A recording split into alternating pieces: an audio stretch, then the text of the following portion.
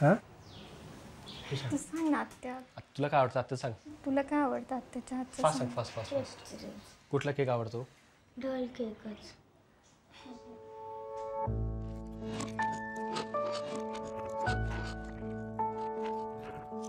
Pizza. माझी आवडीचा पदार्थ पिझ्झा. ते आवर्जून मला बोलवणार. गेला माहिती आपल्या वडिलांना किती जरी खाल्ले तरी फुगणार नाही आहेत. माझ्यासाठी तिची मिसळ खूप छान करते ती. अँड सेकंड थिंग तिच्या हातचं नॉनव्हेज मला खूप आवडतं. It's very very tasty. त्यामुळं इट्स अ मॅजिक.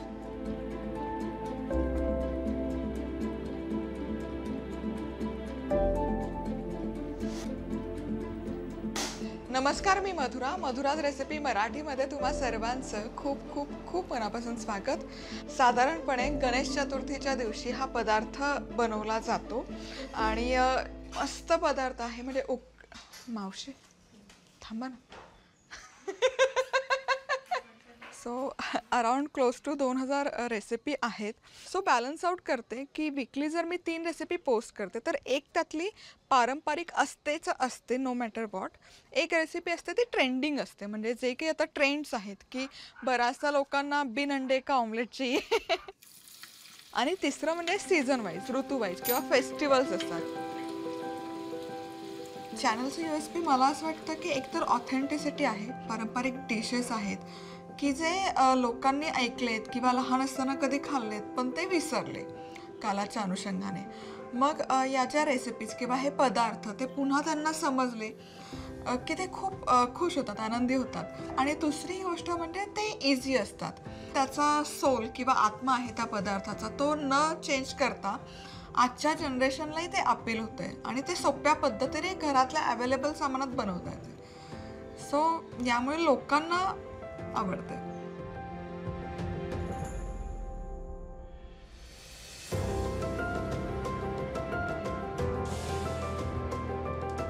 आम्ही नाशिकला गेलो होतो तर एका वर्कशॉपसाठी. तर तिथे फॅनला माहीत होतं की मधुरा उद्या भेटणार आहे.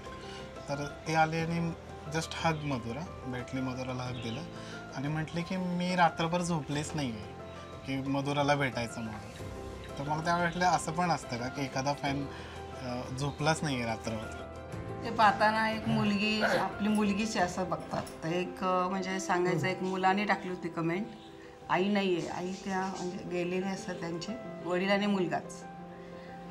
पण ते असे म्हणले की आम्हाला आमच्या आईच घरात आहे. मधुराची रेसिपी बघून करतो. आणि बोलण्यामध्ये जो गोडवा आहे ना, लहान मुलाचा 3-4 वर्षाची मुलं तिचा आवाज ऐकण्याकरता व्हिडिओला चालू करतात. त्याच्यामध्ये आम्ही फुशरकी मारणे किंवा सांगणे जास्त करून ते नाही. तिने जे डेव्हलप केले स्वतःला तिने स्वतः होणार, जे कष्ट घेतले ती स्वतः होणार. लहानपणी शांत होती एकदम, त्यामुळे ती शांतच होते पण ॲक्टिव्ह होते. तिला कला अवगत करण्याची एक तिथं गुणधर्म असतो ना लहानपणापासून, तो होता. तिने मेहंदीचा कोर्स कुठेही नाही केला किंवा रांगोळी कोणी दाखवली वगैरे नाही. लोकांचं पाहायचं आणि ते काढायचं असा तिचा स्वभाव. त्यामुळे ती आत्ता ज्या स्टेपला आहे ते तिची स्वतःमुळेच आहे.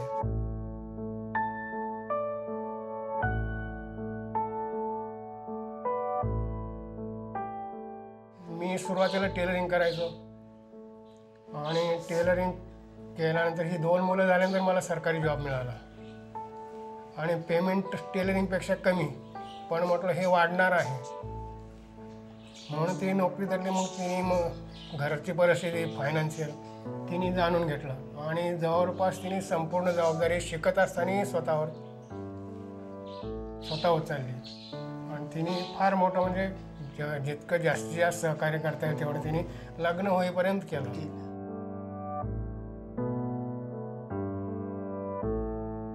ही जी जागा दिसते 2 पिलरच्या मध्ये, तिथे मी राहायचे. लहान होते तेव्हा, ऑफकोर्स 10th मध्ये होते. 20-25 वर्ष होऊन गेले. सो तेव्हा एक सिच्युएशन अशी आली होती की लिटरली आम्हाला घरातून बाहेर काढलं होतं काही जागा नव्हते तेव्हा आम्ही इथे या 2 पिलरच्या मध्ये काही वर्ष स्पेंड केले. नो वॉटर टॅप आणि वॉशरूम आणि ऑल दॅट. आणि इतकी छोटी जागा होती की माझा भाऊ आहे त्याला बाहेरच झोपावं लागायचं आणि आम्ही तिघे जर झोपलो तर पाठीवर झोपणं पण शक्य नसायचं. तिघांना एका कुशीवर झोपलं तरच झोपायला जागा मिळायची. मग ओव्हरऑल फायनान्शियल सिच्युएशन छान नव्हती. मग निर्णय घेतला की नाही आता आपण जॉब केला पाहिजे. Then I started working at the age of 17. त्यामुळे मग माझा भाऊ तेव्हा इंजिनिअरिंग करत होता. मग तेव्हा फायनान्शियल म्हणजे त्याचं इंजिनिअरिंग कम्प्लीट होणं गरजेचं होतं. त्यावेळेस माझं कॉलेज चालू होतं, तो मी सपोर्ट नव्हतो करू शकत.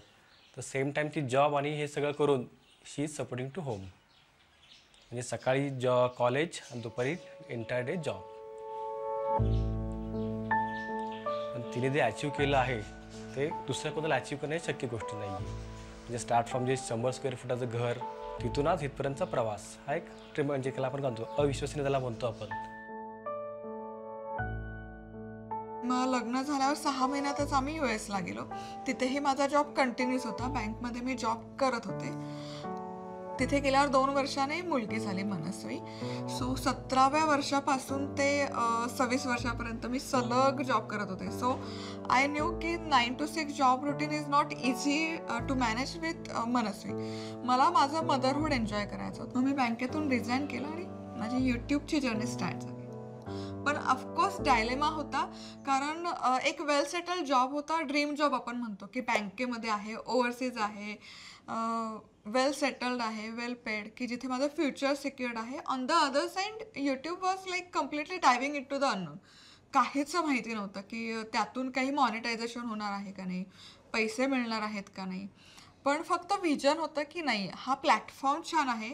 आणि मेन ड्रायव्हिंग फोर्स होता की मला माझ्या मुलीसाठी वेळ देता येणार आहे. म्हणजे जेव्हा आम्ही सुरुवात केली होती तेव्हा 1 लाख सबस्क्रायबर मला मिळायला 5 वर्ष गेले होते इंग्लिशला हिट व्हायला.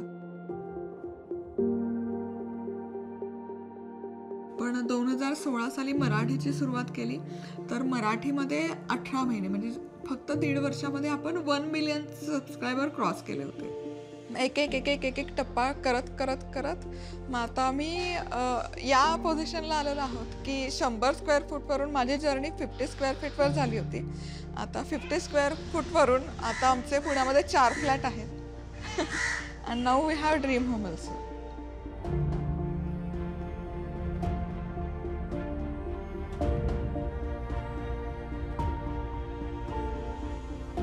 ज्या परिस्थितीतून गेलं त्याचं नक्कीच वाईट नाही वाटत कारण त्यातून बरंच काही शिकायला मिळालं आणि त्यातून गेल्यानंतर ते एक ड्रीम पण बघण्यात आलं. जर त्या सिच्युएशनमधून नसते गेले मी तर कदाचित I couldn't have dream for this house.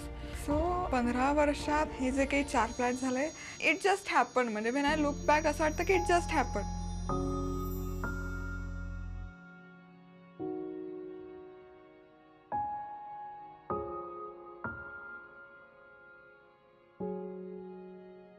Cooking करताना माझी जी अगदी इनिशियल फेज आहे ना मी जाम एन्जॉय करते ते म्हणजे रीडिंग. कारण यामध्ये अशा एक एक गोष्टी उलगडत जातात. म्हणजे it's like exploring the treasure. की मला आता कळलं की आर्यांच्या काळातही भट्टी वापरत होते किंवा ते रांजण होते त्यांच्या घराच्या बाहेर. त्यातून फक्त रेसिपी नाही तर रेसिपीचं मागे काय होतं, प्रोसेस काय होती किंवा ती कशी इव्हॉल्व झाली हा माझा अभ्यास झाला माझ्या स्वतःसाठी. आणि मग यातून रेसिपीज इव्हॉल्व होत जातात, रेसिपी पण कळतात, शिकल्या जातात. आणि मग त्याचा फायनल मग एकदा मी शांतपणे बसून मग याचं सांगड किंवा याचा एक रोड मॅप कसा करता येईल आणि मग तो बनवून मग ते लोकांपर्यंत सोप्यातल्या सोप्या भाषेत किंवा पद्धतीने पोचवायचं. सो हे एक प्रोसेस असते कुठली रेसिपी डिझाईन करताना.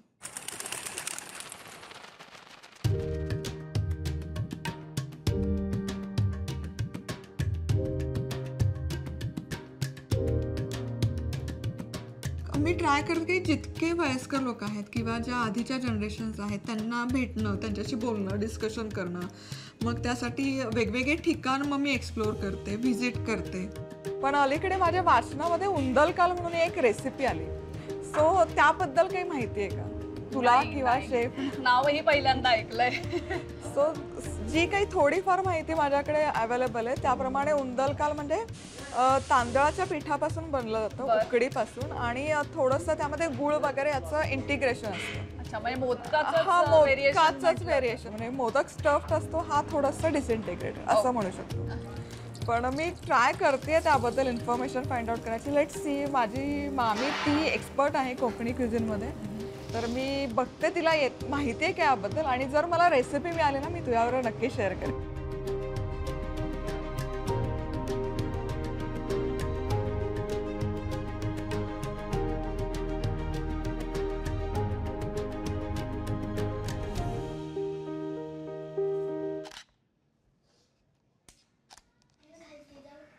थांब ना 1 मिनिट. नाही, अरे थांब, ते काका ओरडतील.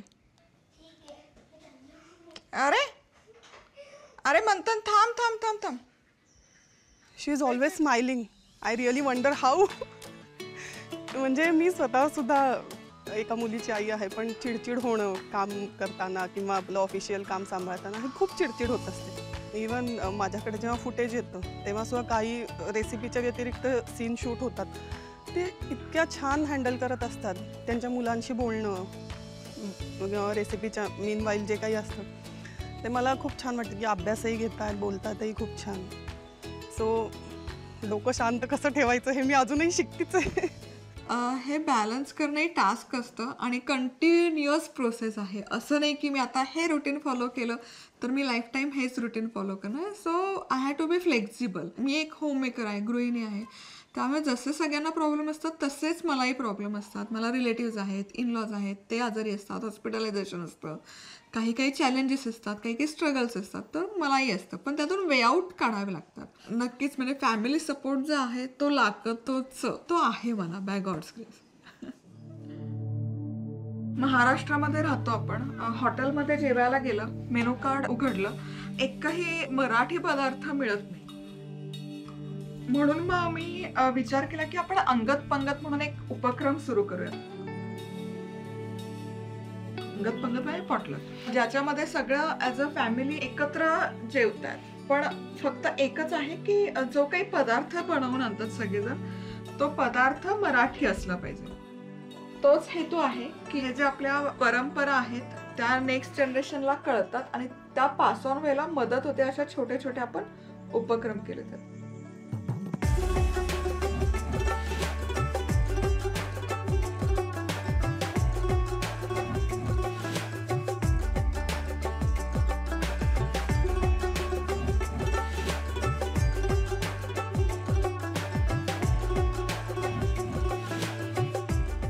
म्हणजे इंडिपेंडंट असलं पाहिजे, नॉट जस्ट करिअर किंवा फायनान्स, पण आपण इमोशनल इंडिपेंडन्स पण हवा. जर तुम्हाला पुढे जायचं असेल तर आपण खूप इमोशनली पण डिपेंडंट असतो की फॅमिलीतलं मेंबरने असं केलं पाहिजे, तसं केलं पाहिजे, रिस्ट्रिक्शन्स येतात, मग त्यामध्ये आपली कुठे ना कुठे ग्रोथ थांबते. सो अपार्ट फ्रॉम करिअर किंवा फायनान्शियल, इमोशनल इंडिपेंडन्स पण आलं पाहिजे. I try to cultivate that culture, त्या व्हॅल्यूज. म्हणजे प्रत्येक वेळेस असं नाही की everyone is going to appreciate you, सगळं गुडी गुडी असेल, सगळं छान छान असेल, तर तसं नाही आहे. Life is all about obstacles, challenges, failures. So me try करते की तसं त्या दृष्टीने प्रिपेअर करा की डोंट एक्सपेक्ट की सगळे छानच होईल. Be ready, be prepare.